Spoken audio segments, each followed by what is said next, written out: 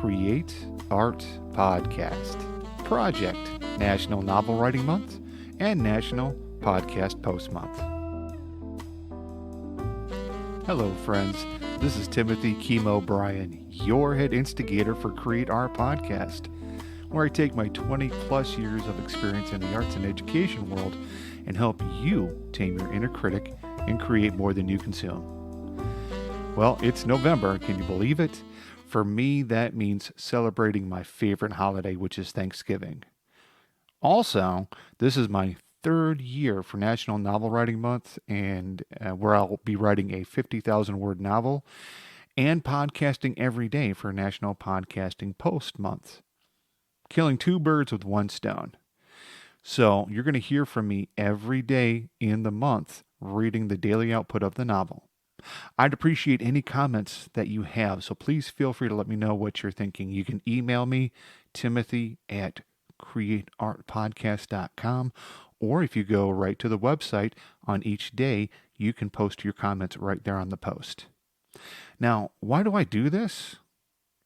Well, if I'm going to ask you to be brave out there and share your work, then I better do it myself. Plus, it keeps my creative muscle going.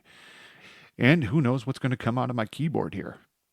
The podcasting side of the house, it helps me develop my podcasting skills in editing, posting, show notes, all that other stuff that hopefully you don't hear too much of. Now, you can find out about National Novel Writing Month by going to my website and in the show notes, and I'll have the links there for you. And also, National Podcasting Post Month also is going to be in the show notes. So here's today's output. Okay, welcome to 7 November 2022. We're 1 week into NaNoWriMo NaPodPoMo. Today I got in 1,667 words, which is the goal for each and every day. And that brings the total up to 10,382. Mark and Tinley gathered themselves and got into her car. Mark noticed a call coming in, but the caller ID displayed all zeros, so he declined the call. He set the GPS up for the police station and turned off the radio. A text message came in with the same phone number of all zeros, and he deleted it before looking at it. "What's going on? Who's trying to call you at this time?" asked Tinley. "Probably the telemarketers or a scam. They just tried to text me too. I can't block the number because there is no number," replied Mark. Mark started the car and began driving to the station. According to the GPS, it would take about 20 minutes, and they both sat there in silence. Tinley turned off her phone in case she got the same call. Username 87 hit their desk, and the coffee mug and notebooks shook. They were visibly upset, and they alerted username number 1 about the declined call and text.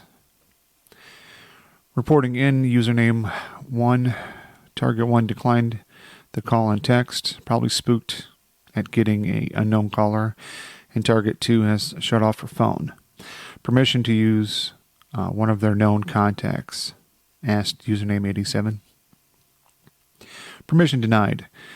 They've already been through a lot right now, and there's no guarantee we know which contact they would actually pick up for. Just monitor their location and let me know when they get back to the residence. I don't want to make physical contact, but we may need to do that in the near future. Are you monitoring their home alarm system? Asked username number 1. Affirmative. They set the alarm and have visuals. I will alert if there are any issues. I might suggest a blunt force entry into their cell phones. Username 42 could accomplish that easily without giving away their location, said username 87.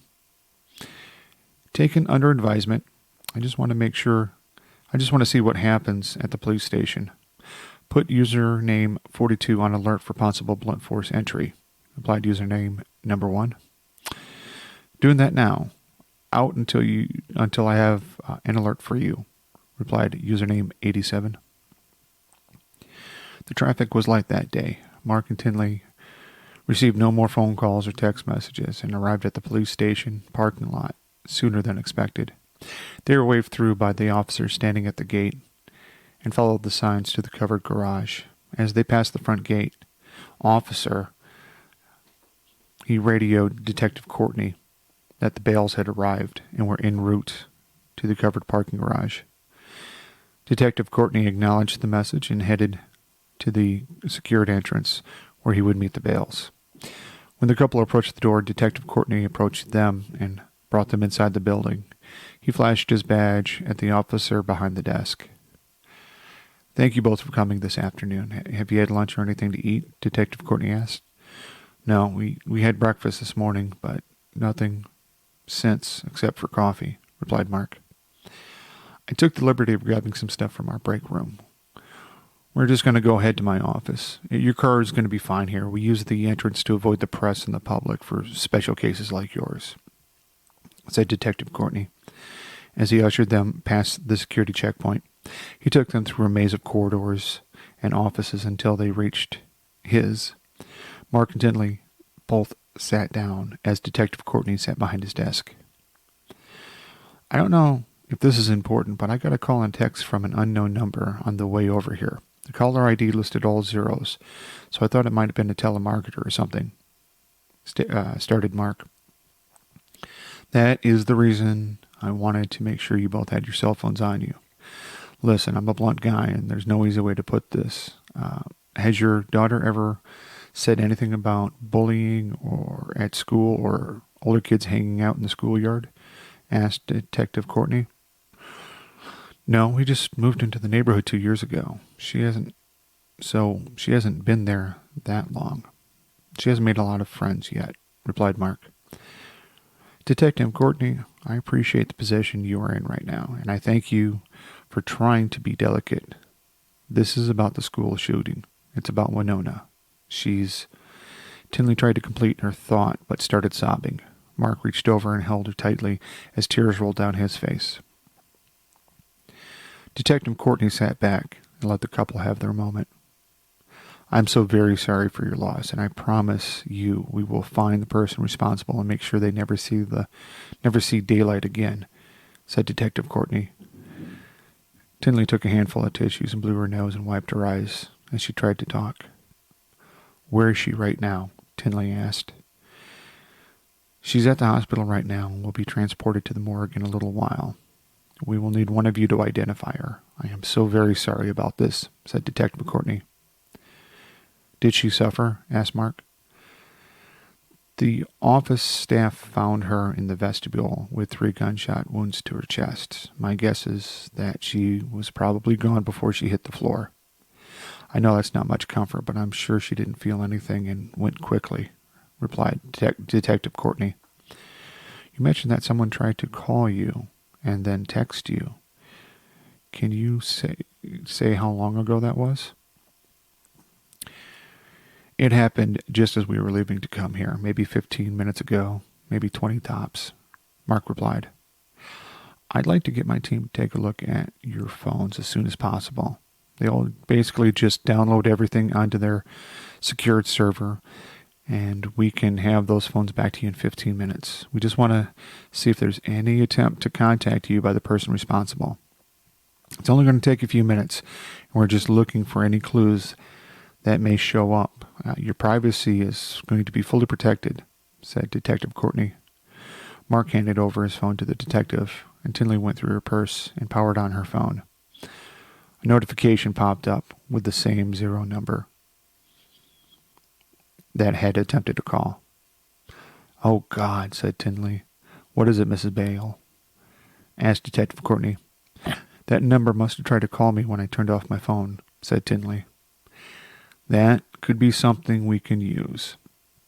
May I have your phone, please?" Detective Courtney asked with his hand already outstretched. Tinley handed him the phone, and he stepped out of the office and waved over another officer. "Get these downloaded right away and back to me in 10 minutes, he said under his breath to the other officer. Username 87 got the notification that Tinley Bale's phone had been turned on and was currently in the police station. However, the signal for both Mark and Tinley's phones had dropped for about 10 minutes before coming back online.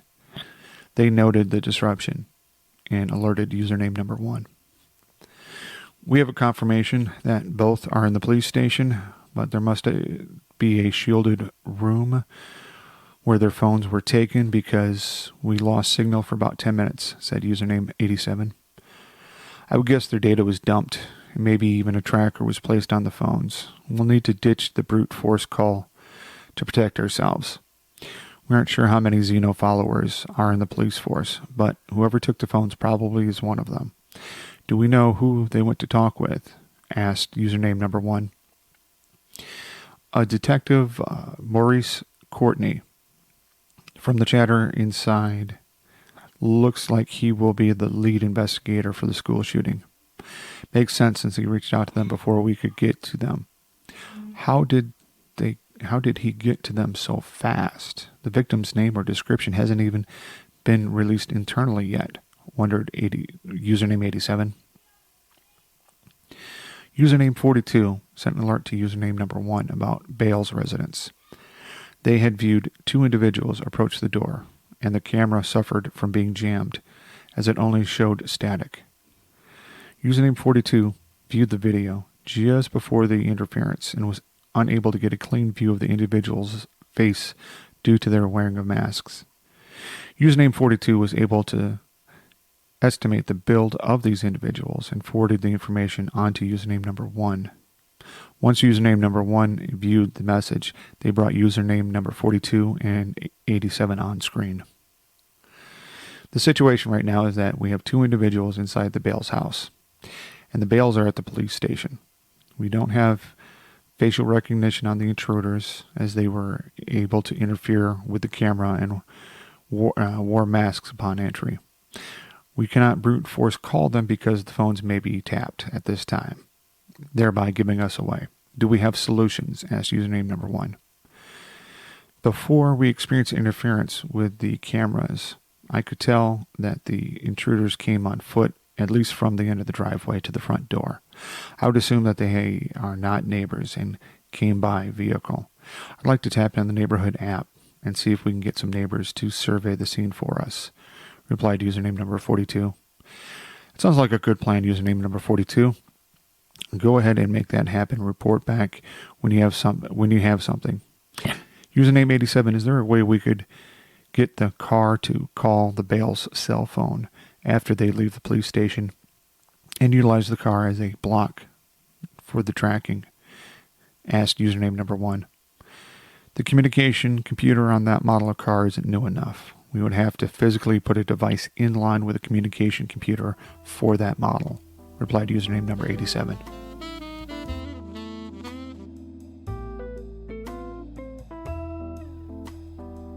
Thank you for listening to this episode of Create Art Podcast.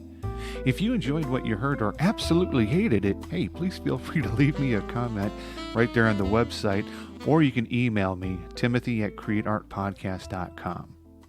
If you got something out of any of the episodes here, please consider sharing it with a friend. And if you would, also let me know what would make this a 5-star podcast, I'd like to hear that. I want to make sure that I'm helping you tame your inner critic and create more than you consume. By the way, I run another podcast called Find a Podcast About, and that's where I help you outsmart the algorithm and find your next binge-worthy podcast. You can find that at findapodcastabout.xyz. If you go to the website, there's a way where you can leave me an actual voicemail, which I think is pretty nifty. Anyhow, I have a lot of reviews there of different podcasts from different genres, and I even have some interviews from the podcasters themselves. So if you're looking for a new podcast with a great recommendation, with a well-thought-out critique of everything you need to know about the podcast, then go to findapodcastabout.xyz. We'll see you next time.